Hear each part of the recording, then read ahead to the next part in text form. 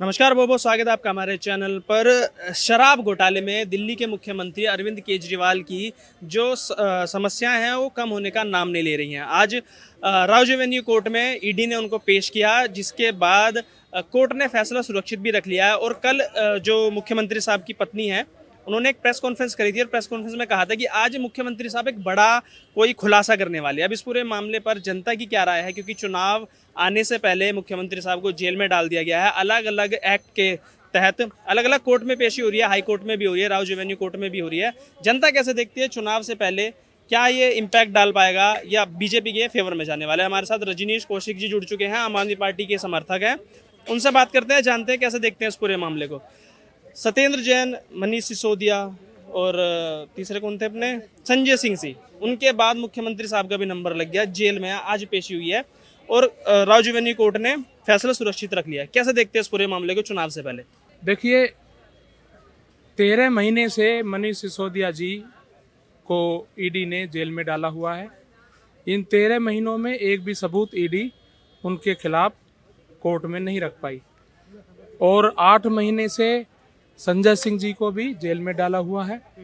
8 महीनों में उनके खिलाफ भी कोई सबूत ईडी कोर्ट में पेश नहीं कर पाई और अब इसी मामले में मुख्यमंत्री केजरीवाल जी को भी ईडी ने हिरासत में लिया हुआ है, तो इसे भी जेल ही समझ लो एक तरह से।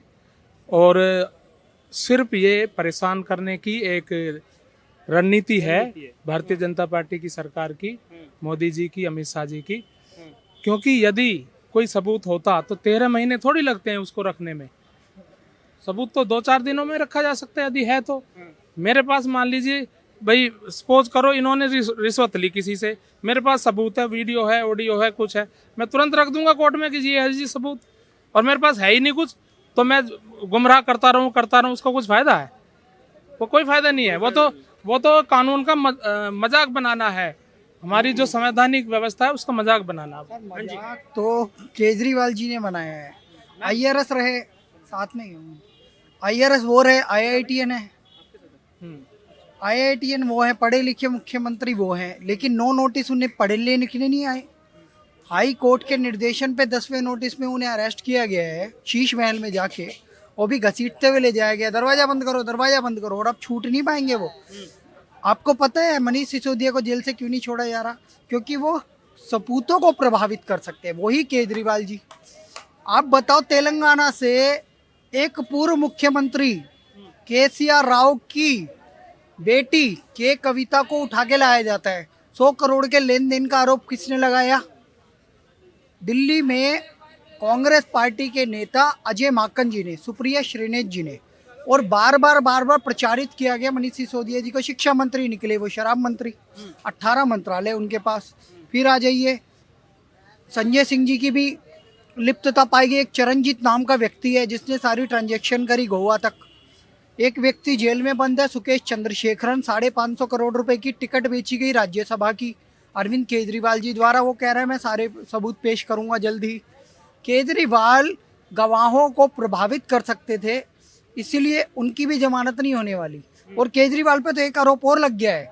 जब ईडी के अधिकारी 8 टीमें वहां पहुंची और उनके घर पे तलाशी चल रही थी, तो अरविंद केजरीवाल जी जासूसी करवा रहे थे 150 अधिकारियों की, जो पूरे भारत में अलग अलग नेताओं की या बिजनेसमैन की जांच करें। एनफोर्समेंट डायरेक्टोरेट के अधिकारियों की जासूसी का एक केस और दर्ज हो गया है अरविंद केजरीवाल जी पे, और ईडी के अलावा सीबीआई भी उनकी अरेस्टिंग लेने वाली है। अच्छा, एक सवाल इसमें ये भी जुड़ता है कि ईडी ने ये कहा है कि जो 100 करोड़ का कैश में लेन देन हुआ है, उसका पूरे पैसे का जो यूज है वो गोवा चुनाव में किया गया है, और नो, जैसे कह रहे हैं, नो सम्मन के बाद भी पेश नहीं हुए। क्यों नहीं हुए? देखिए, इस पर भी मैं बताऊंगा, लेकिन पहले मैं इनकी बात का जवाब दे दूं। ये कह रहे हैं कि मनीष सिसोदिया को इसलिए जेल में डाल रखा कि वो गवाहों को प्रभावित ना कर सके। 13 महीने से तो वो अंदर हैं। इन 13 महीनों में उन्होंने किसी गवाह को प्रभावित नहीं किया होगा ना, क्योंकि वो अंदर हैं। ना वो किसी से मिल रहे, ना वो उनके पास फोन है, ना कुछ है।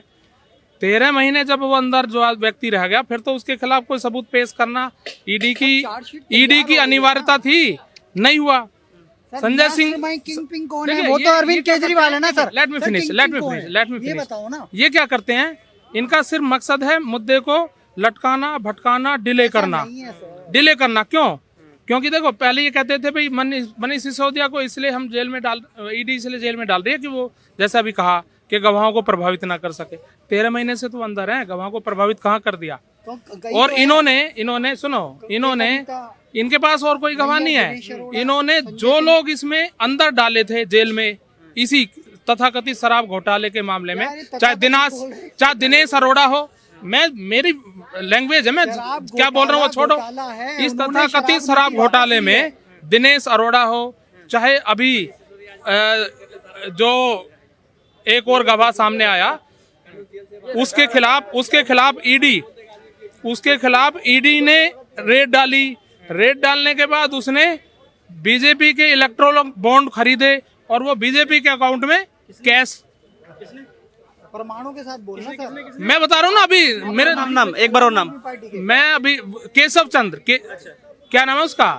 अच्छा, कौन सी कंपनी का है? कौन सी कंपनी ने इलेक्ट्रोल बॉन्ड खरीदा? कंपनी का भी मैं नाम बता दूंगा।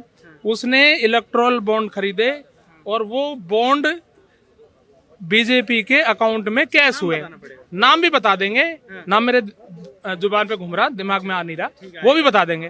तो देखिए इतने कुछ जो सिर्फ जो सबूत ये तैयार कर रहे हैं तथाकथित सबूत, वो किसको कर रहे हैं? सिर्फ उन लोगों को जो इसमें जेल के अंदर थे इसी मामले में। अब जेल के अंदर जो आदमी है उसे गवाह बनाना बड़ा आसान है। उसको डरा कर धमका कर उसको ये कह के भाई तुम्हारी जमानत हो जाएगी तुम यदि गवाह बन गए तो। और तुम्हें सजा इनका यही आरोप है कि अगर सिसोदिया साहब 13 महीने से अंदर है तो कैसे गवाहों को मैनिपुलेट करें? साहब है जो बोल रहे हैं, मेरे को सच्चाई बिल्कुल भी नजर नहीं आती है, जनता भी जानती है सच नहीं बोल रही है। पहले बात, कौन इतने महीने तक जेल में बंद कर सकता है बगैर कसूर के? बगैर 1 रुपया नहीं निकलने के लिए कौन बंद कर सकता है? कोई सरकार या कोई जुडिशियल बगैर एविडेंस के कोई बंद नहीं करता। और एविडेंस के प्रूफ इतने हैं इनके पास कि ये लोग नहीं जमानत दे पा रहे कि सुप्रीम कोर्ट फिर कहता है भैया ये तो, जबकि ईडी के पास पावर है, सीबी का पावर जब मर्जी गिरफ्तार कर सकती है, पर 10 समन जाने के बाद में छुपते फिरते रहे। जनता सब समझ गया, युवा वर्ग सब समझ गया, महिला वर्ग सब समझ गया कि इनके झूठ के सिवा जिस सच्चाई के लिए अन्ना के स्टेज पे आए थे उसको किस रूप में इन्होंने झूठ में परिवर्तन कर दिया। और हर एक को पाठ पढ़ाया जाता। अब किसी का भी इनका तो ले लेना, जो भी समर्थक है, तोते की तरह रट होगा पर राम राम नहीं बोलेंगे लोग, क्योंकि वही झूठ बोलेंगे कि हमें तो बंद कराया गया है, प्रशासन ने बंद कराया है हमें, पर हमको बंद कर दिया गया। अरे भाई बंद किया तो आपके पास कोर्ट है, जमानत पे क्यों नहीं बाहर आ रहे आप? अगर आप अपराधी नहीं है क्यों बाहर आ रहे हैं आप लोग? यही मैं क्वेश्चन इनसे करता हूँ कि अगर इतने धुले साफ सुथरे हैं और दिल्ली को इतना चमकाया, सुंदर हाई पावर सिटी बनाया गया होता, उन पैसों से जो इन्होंने चुनाव पे लगाए हैं 100 करोड़। अरे 100 करोड़ से बहुत ज्यादा है, ये तो कुछ भी नहीं है, तो एक रेखा चिंता है। तो ये कहना चाहता हूँ मैं, इन लोगों को इस चीज का सब कुछ पता है, पर जब कहते हैं ना जन्मपत्री पे ही लिखा हो कि झूठ बोलना है आपने और इसके बिना बच नहीं सकता, ईडी पर आरोप लगाओ, सीबीआई पर लगाओ, और जो केंद्र में सरकार है उस पर आरोप लगाओ। अरे भाई तुम कहाँ तक आरोप लगाओ, कब तक लगाओ? एक एक एविडेंस आपके आ रहा है और सुप्रीम कोर्ट भी इसको कह रहा है भाई हम जब तक अच्छी तरह जांच और पड़ताल करके पूरा सबूत नहीं ले लेंगे तब तक इसको हम पेंडिंग में रखेंगे। अच्छा, पहले ईडी ने गिरफ्तारी से पहले, सुनो ना सवाल, गिरफ्तारी से पहले ईडी ने पहले सारे सबूत हाईकोर्ट को दिखाए हैं और हाईकोर्ट के बाद फिर पूछताछ के लिए जाया गया है मुख्यमंत्री साहब के घर पे, तो क्या कोर्ट पे भरोसा नहीं? रुक जाइए बताता हूँ। अभी जैसे इन्होंने भाई साहब ने कहा, बीजेपी प्रवक्ताओं या बीजेपी समर्थक जो भी इसमें डिबेट में भाग लेते हैं ना इस तरह की, वो क्या कहते हैं जी फिर जमानत क्यों नहीं मिल रही? इसकी वजह है, इसकी क्यों नहीं जमानत मिल रही? क्योंकि पीएमएलए एक्ट में ये प्रावधान है और ईडी को ये अधिकार दिया हुआ है कि जब तक ईडी खुद किसी के लिए ये नहीं कहेगी ना कि हाँ जी इसकी जमानत का हम विरोध नहीं कर रहे, आप जमानत देना चाहें तो दे सकते हैं जज को, तब तक उसकी जमानत नहीं होगी। ये पीएमएलए एक्ट है और इस पर मतलब पीएमएलए एक्ट का मतलब क्या है? जैसे कोई एक देशद्रोही होता है ना, आतंकवादी, उस पर जो धारा लगती है वो धारा इन पे लगाई हुई है। पीएमएलए की फुल फॉर्म क्या है? देशद्रोही। पीएमएलए की फुल फॉर्म क्या है? पीएमएलए की फुल फॉर्म है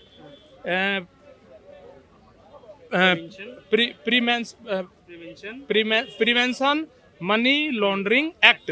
ये पीएमएलए सुन लीजिए ना, तो ये देशद्रोही की तरह कैसे आ गई इसमें फिर? हाँ, इसमें अमेंडमेंट किया ना गवर्नमेंट ने, रिकवरी की होगी वो तो सेंट्रल गवर्नमेंट ने इस पैसे का हेर फेर। सेंट्रल गवर्नमेंट ने इस बिल में अमेंडमेंट किया था अभी, अच्छा, तब उसमें ऐसा प्रावधान किया गया था कि जब तक ईडी नहीं चाहेगी तब तक इस एक्ट के अनुसार उस व्यक्ति को जो तथाकथित मतलब आरोपी है, विक्टिम ही कहेंगे उसे, दोषी नहीं साबित हुआ, उसको जमानत नहीं होगी। नहीं होगी। इसलिए जमानत नहीं हो पा रही। तो वही तो मेरा सवाल है ना कि हाई कोर्ट को पहले दिखाए गए सबूत, पहले सारी चीजें बताई, हाई कोर्ट ने कहा आप केजरीवाल जी को नहीं दिखा सकते, हमें तो दिखा सकते हो, उन्होंने दिखाया। उसके बाद वो गए हैं केजरीवाल के घर पे। हाई कोर्ट का सबूत दिखाए, लेकिन वो सबूत पब्लिक के सामने तो आने चाहिए कि हाँ जी ये सबूत दिखाए। हाई कोर्ट का दिखा दिए। ऐसे तो जस्टिस खन्ना, मनीष सिसोदिया के मामले में 4 महीने पहले जस्टिस खन्ना ने, जो मनीष सिसोदिया के केस को हैंडल कर रहे थे, उन्होंने ईडी को फटकार लगाई थी कि आप 8 महीने से इनको बार बार यहाँ पे लेके आते हो मनीष सिसोदिया को, और बार बार इनकी हिरासत की अवधि बढ़ाने की रिक्वेस्ट करते हो हमसे, आप इनके खिलाफ सबूत क्यों नहीं कर पा रहे, और अगली डेट तक यदि आपने सबूत पेश नहीं किया तो मैं इनको जमानत दे दूंगा।